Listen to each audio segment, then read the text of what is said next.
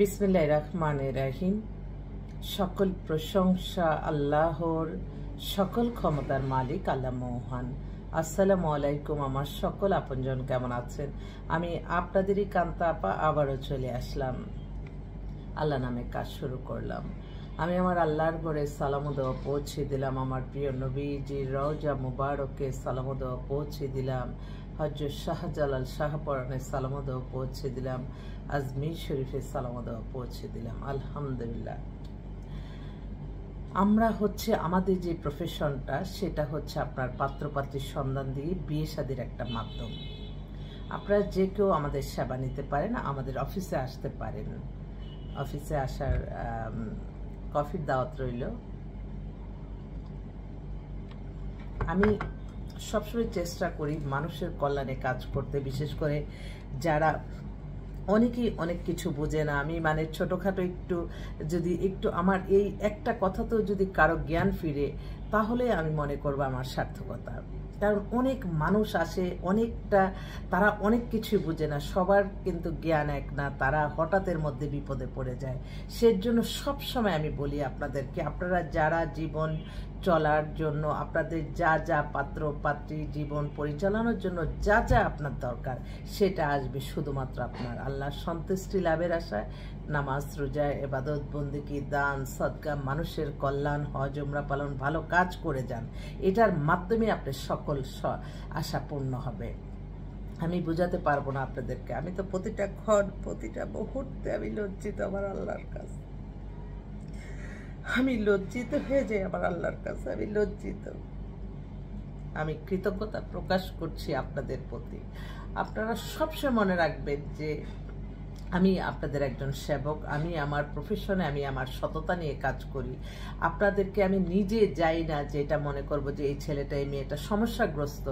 আমার দ্বারা কখনোই সম্ভব হবে না। হাজার লক্ষ কোটি টাকার অফার করলেও আমি সেটা কখনো ডিসপ্লেও করব না, সেটা আপনাদেরকে আমি পাঠাবো না, ইমেলে করব না, হোয়াটসঅ্যাপ করব না। কারণ আমি জানি একটা পরিবারের যদি একটা মেয়ে, বিশেষ করে মেয়েদের ক্ষেত্রে, একটা মেয়ে যদি পরিবারের ভালো না পড়ে তাহলে সেই পরিবারটাই ধ্বংস। একটা ছেলে যদি ভালো না পড়ে তাহলে সেই পরিবারটাই ধ্বংস। তো এই যে সারা জীবনের বদদোয়া, হয়তো আমি অট্টালিকা, আমার কোনো আমার মৌলিক চাহিদা স্যার, আমার কোনো শৌখিনতার জীবন না, তো আমি এটাই যে পূরণ করতে পারছি মানুষের কল্যাণ করে। আমি সামান্য হয়তো আমার আলহামদুলিল্লাহ, আমি কখনো বলবো না যে না আমি না চলতে পারলে তো আপনাদেরকে চালাতে পারবো না, কিন্তু আমি সবাইকে মিলে একটা মানুষকে যাতে একটা ভালো কাজ এগিয়ে যেতে পারে সেই ব্যাপারে সাহায্য সহযোগিতা চাই। কারণ আমার সবসময় এক একজনে বলে যে আপা কাজটা করে দেন, দেখেন আমি কি করি, এই ছেলেটাই এই মেয়েটাই করে দেন। কিন্তু আমি তখনই জোর দেই যে যেই ছেলেটা যেই মেয়েটা একটা ফ্যামিলিতে গেলে তার জীবন পরিবর্তন হবে, ভালো কিছু হবে, খারাপ পরিবর্তন না, ভালো কিছু পরিবর্তন হবে, সেটাই আমি সবসময় চেষ্টা করি করতে।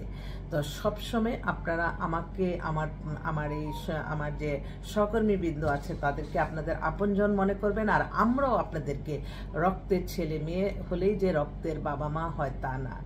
অপরিচিত মানুষও কিন্তু ভালো কাজের মাধ্যমে আত্মার একটা সম্পর্ক হয়ে যায়। আমি একটু বলি, কারণ মাশাআল্লাহ বলবেন সবাই, আমাকে কিন্তু এত ফোন দেওয়া লাগবে না। আপনারা যখন আমাদের মেম্বার হয়েছেন, তার মানে আমার এটা মেমোরিতে চলে আসছে। নিবিড়ভাবে আপনাদেরকে হোয়াটসঅ্যাপ করতে থাকি, ইমেল করতে থাকি, আপনাদের সুন্দরভাবে দেখা সাক্ষাৎ করে বিয়ে হয়ে যাচ্ছে একটা ফোন নাম্বার দেওয়াতে। তো আল্লাহর কাছে শুকরিয়া বলে শেষ করার কোনো উপায় আমি দেখি না। আমি আল্লাহর কাছে আবারও লজ্জিত। সবসময় ভালো কাজ করতে হবে, কাজের মাধ্যমে মানুষের মনে দোয়া নিতে হবে। পৃথিবীতে কারোই বাবা মা কিন্তু বেঁচে থাকে না, আমারও বাবা মা বেঁচে নাই, কিন্তু সবসময় মনে রাখবেন বাবা মা বেঁচে থাকতে তাদের সেবা যত্ন করবেন, তাদেরকে মূল্যায়ন করবেন। অনেক সন্তানই আছে। যাক, আমার ভাই ফোন দিচ্ছে, আলহামদুলিল্লাহ। জি আসসালামু আলাইকুম ভাই। হ্যালো, জি ওয়ালাইকুম আসসালাম। ওই যে ছেলেটা, ওই যে গুলশানের, হ্যাঁ, তো ওরা আজকে সকালে ফোন দিছিল, দেখি আলহামদুলিল্লাহ ওরা একটা সাক্ষাতের ব্যবস্থা করতে বলছে। আর আপনার ওই যে মিরপুরের যে কল্যাণপুরের ওর আম্মা হয়তো আপনাকে ফোন দিবে, আমি নাম্বার দিয়ে দিচ্ছি আপনার। হ্যাঁ আচ্ছা, ওই যে ব্যবসায়ী ব্যবসায়ী, জি জি ব্যবসায়ী ব্যবসায়ী কল্যাণপুর না তো, ইয়ে মানে পল্লবী, হ্যাঁ আমি আবার কল্যাণপুর পল্লবী সব একসাথে মিলাই ফেলি এটা। তো আমি অফিসে যে ভাই আপনাকে সব কথা বলতেছি। হ্যাঁ আমি অফিসে যে আপনার সাথে কথা বলতেছি। ওকে ওকে, আসসালামু আলাইকুম। আলহামদুলিল্লাহ, এই ভাই আর্মির একজন ঊর্ধ্বতন কর্মকর্তা, মা বাবা দুইজনই মেয়ের কর্মকর্তা। তো ওনারা গুলশানে ওনাদের নিজস্ব বাড়ি আছে, এখন তো ক্যান্টনমেন্টে থাকে। ওনার মেয়ে হচ্ছে বিবিএ করছে, 5 ফিট 7 লম্বা, দেখতে খুবই সুন্দরী একটাই মেয়ে। মানে আমি বুঝাতে পারবো না। উনি আবার মেয়ে যেহেতু একটা, উনি আবার বিদেশি দিবে না, বললো যে আমি বললাম যে ভাই আপনাদের অনেকেই আছে যে অনেক আর্মি অফিসাররা আবার আর্মি অফিসারের মেয়ে চায় না, এটা কেন? আমি এটা একটু ভুল ভাঙানো দরকার। যে মেয়েটা তার বাবার আদর্শ দেখে বড় হয়েছে, এই চিন্তাটা কেন আর্মি অফিসার যারা ক্যাপ্টেন আছে তাদের ভিতরে ঢুকে, যেন আর্মি অফিসার মেয়ে নেব না, তারা বুঝি কমেন্ডিং করবেন না। না, যারা আপনার ফ্যামিলিগতভাবে বিয়ে করবে তাদের কিন্তু ব্যক্তিগত কোনো চয়েস নাই। আপনাদের মনে রাখতে হবে সেই পরিবারটা, সেই পাত্রটা, সেই পাত্রীটা অবশ্যই মানে বিয়ে করলে আপনি শান্তি পাবেন। এখনকার যেই মেয়ে বা ছেলে কারোর সাথে অ্যাফেয়ার করে তাদের কিন্তু একটা, এখন কিন্তু কেমন জানি হয়ে গেছে মানুষ, তাদের একটা হয়তো এমন গভীর হয়ে যায়, তারা দেখা যায় যে অনেক ক্ষেত্রে, আমি জানি না আইনো, যে হয়তো ফিজিক্যাল সমস্যা সমাধানও হয়ে যায়। তখনই কিন্তু মেয়েটাকে যদি আপনি অন্যখানে বিয়ে দেন, ছেলেটাকে অন্যখানে বিয়ে দেন, তখনই কিন্তু আপনার অশান্তিটা শুরু হয়। মানুষ কিন্তু সহজে এত কিছু বলতে পারে না।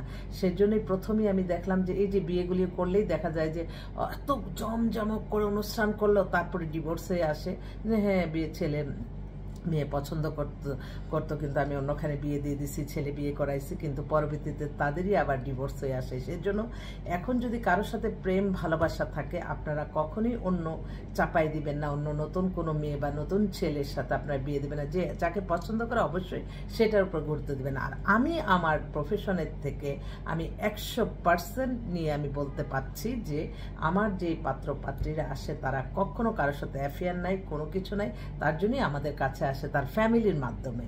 তো আমি চাই এই সেবাটা আপনারা পান। আমাদের সাথে যোগাযোগের নাম্বারটা বলে দিচ্ছি, 01711860261।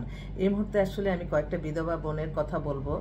একটা বোন এত এক্সক্লুসিভ সুন্দর, ও অনেক বড় ব্যবসায়ী, ওর হাজব্যান্ডটা মারা গেছে, ওর বয়সটা 34 কি 35, অনেক সুন্দর মেয়ে দেখতে, পাতলা স্লিম মেয়ে। যদি চান আপনারা, ও চাচ্ছে কোনো হয়তো বাংলাদেশের শিল্পপতি কোনো ছেলে বা ব্যবসায়ী বা চাকরিজীবী বা বিদেশেরও হতে পারে, ও আবার কানাডার সিটিজেনশিপও আছে। ওর বোন দুইটাকেও আমি বিয়ে দিছি, এখন হঠাৎ করে ওর হাজব্যান্ডটা মারা গেছে, ওর জন্য একটা ছেলে চাই। আরেকটা বোন, তার মেয়ে হচ্ছে কানাডার সিটিজেন, মেয়ে সামনে আসতেছে মাস্টার্স করা, উনি আবার বাংলাদেশ থেকে ছেলে নিবে। উনি বলছে যে আমার মেয়ে যেহেতু ইয়ে আছে, ওনাদের ফ্যামিলিটা আসলেই ভালো। ওই মেয়ের মামাকে বিয়ে করাইছি, ও ছিল ডাক্তার, তো ওই ডাক্তার সুবাদে সেই ডাক্তার কিন্তু সে আবার, এক মিনিট আমি কথা বলি।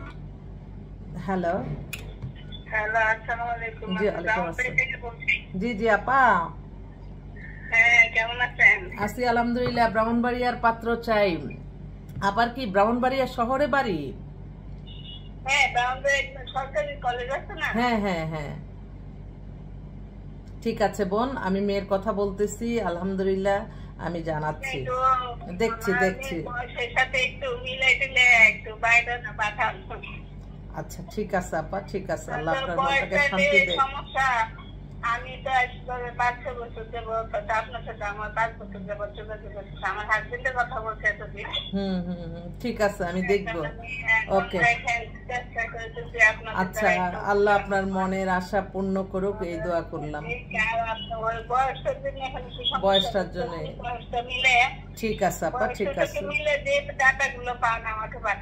ঠিক আছে, ইনশাল্লাহ ইনশাল্লাহ।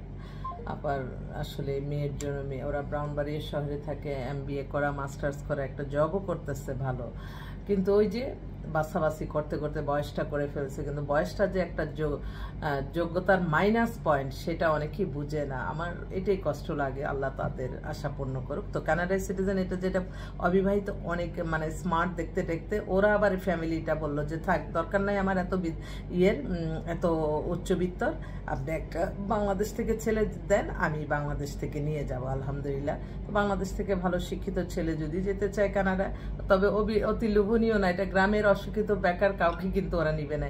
এই জিনিসগুলি ভুল ধারণা ভাঙাতে হবে। আরেকটা বোন, ওর গুলশানে বাসা, ওর আবার 30-এর মতো বয়স, ওর ডিভোর্স হয়ে গেছে, দেখতে খুবই সুন্দর। আপু তাড়াতাড়ি আমার পাত্র দেখে দাও, তো জানালাম। আরেকটা বোন এত সুন্দরী দেখার মতো, নাম হচ্ছে সূচনা, মেয়েটা অপূর্ব সুন্দর, ওর হচ্ছে 28-এর মতো বয়স, 5 ফিট 6 লম্বা, দেখতে খুবই সুন্দরী। ওরাও ব্রাউনবাড়িয়া বাসা আর ঢাকা আফতাবনগরে বাসা। মেয়েটা ডিভোর্স হয়ে গেছে, খুব জরুরি ভিত্তিতে তার পাত্র প্রয়োজন। আচ্ছা ঠিক আছে জানাবো। এছাড়া আরেকটা মেয়ে পাইছি মাস্টার্স করা, ওদের মেরাদিয়াতে বাসা, ওর বাবা ব্যবসায়ী, 3 ভাই বিয়ে করছে, এটাই ছোট মেয়ে, ওরও বয়স হয়ে গেছে 28-এর মতো। তো ওর জন্য একটা ভালো ছেলে চাচ্ছে, অবিবাহিত। এছাড়া কিন্তু আমাদের কাছে তো মানে ইউনিভার্সিটি প্রফেসর বেশ কিছু মেয়ে আছে, যদি আপনারা চান আমরা হয়তো তাদের সাথে মিট করাইতে দেখবো।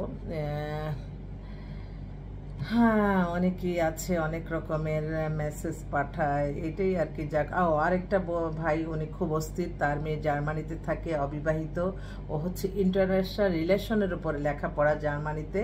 ও যে কোনো দেশে যাবে বা দেশে থেকে যদি কেউ জার্মানিতে সেটেল হতে চান, মেয়েটা ওদের বনশ্রীতে বাসা। ওর ডেট অফ বার্থটা কত, 98, হাইট 5 ফিট 7, বাবা বয়সও কম আছে, দেখতে পারেন আপনারা। তো আমি আপনাদের জন্য আছি আমাদের অফিসে, আপনারা যোগাযোগ করতে থাকেন, ইনশাল্লাহ। আপনাদের দোয়ার ভালোবাসা চাই। মানুষের কল্যাণেই সকল শান্তি, এটা মনে রাখতে হবে।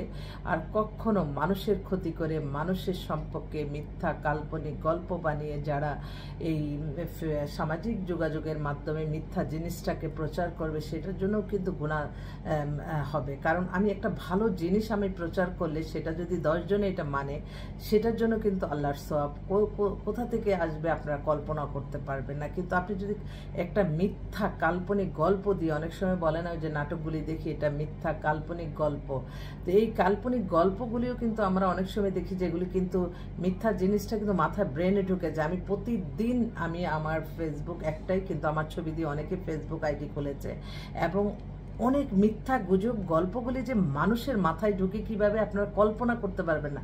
আমি তো সারাদিন মনে হয় নতুন নতুন অনেক অনেক মানুষের সাথে পরিচয়, অনেক মানুষের আসে, তারা ওই মিথ্যা গল্পগুলি এসে বলে যে আপা এটা কিন্তু এই কিসে দেখছেন, বলে যে ফেসবুকে দেখলাম, ইউটিউবে চ্যানেলে। আপনি শোনেন, এগুলি কিছু মানুষ আছে, এগুলি মিথ্যা কাল্পনিক, আপনি কখনো এগুলিতে বিশ্বাস করবেন না। আপনারা টিভি চ্যানেলের নিচে যখন যে নিউজটা যাবে সেটাকে মনে করবেন সত্য, ঠিক আছে? তখন আবার বলো তাই, আসলে এগুলি অনেক কিছু বোঝার ব্যাপার আছে। আমি ছোটখাটো একটা শেয়ার করছি আপনাদের কাছে। আপনারা কেন আসবেন আমার কাছে, আমাদের এই প্রতিষ্ঠানে? আপনারা কিন্তু বিভিন্ন জায়গায় যে আমার পর্যন্ত যে আসতে পারছে আলহামদুলিল্লাহ, তাদের মুখ থেকে একজন বলল যে আপা আপনার কাছে না আসলে আমি কল্পনাও করতে পারতাম না এত মানুষের এত রকম, এবং আমার এত অভিজ্ঞতা হতো না। তারপরে আমার স্টাফ,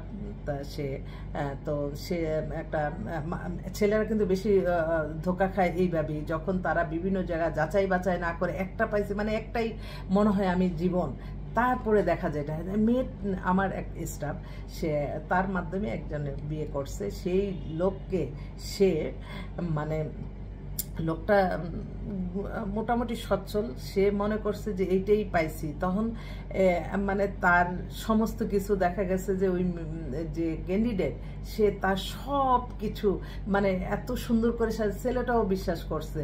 তারপরে দেখা গেছে যে সেই মেয়েটার ভিতরেই ছিল যে না, আমি আমার সন্তান নিয়েই থাকবো, কিন্তু আমি পাশাপাশি যার যতটুকু সমর্থ অনুযায়ী সে ওর থেকে নিয়ে গেছে, এখন ডিভোর্স দিয়েছে। ওই লোকই হঠাৎ করে কালকে ফোন দিল বলল যে আপনার নাম্বারটা আমি ওর কাছ থেকে নিয়েছিলাম অনেক আগে, আপনি এখানে জব করে, তো আসলে তা ও তো আমাকে দিচ্ছে, কিন্তু আমি বললাম যে আপনি কিভাবে পরিচয় হয়েছেন? যে আমি ফেসবুকের মাধ্যমে পরিচয় হয়েছি।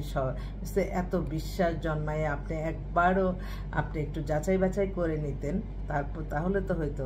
বলে যে আপা আমার জীবনে আমি প্রথম একটা মেয়ের সাথে কথা বলছি, ওকেই বিয়ে। এই তো এখন আপনারা মনে অনেকেই আছে এরকম হঠাৎের মধ্যে কিন্তু একজনকে পেয়ে মনে হয় এটাই বাস্তব, কিন্তু যখনই আপনি আরও 2-1 জনের সাথে কম্পেয়ার করবেন অনেক কিছু শিক্ষণীয় আছে, অনেক কিছু অভিজ্ঞতা নিতে পারবেন। আমার এখানে আসতেই হবে এমন না, সব জায়গায় আপনারা যার দ্বারা এই এত পবিত্র একটা জিনিস সারা জীবনের জন্য নেবেন, এটা তো আর জামা কাপড় না আজকে পরলাম কালকে কে আপনাকে এই সন্ধানটা দিচ্ছে তার ব্যাপারেও আপনাদের জানা উচিত, আমি মনে করি। তো আপনাদের দোয়ার ভালোবাসা চাই, আমি যাতে আল্লাহর করে ওমরা পালনে যেতে পারি, আমার যাতে রিজিক আল্লাহ রাখে, আমি আপনাদের দোয়া চাই। সবাই দোয়া করবেন। আসসালামু আলাইকুম।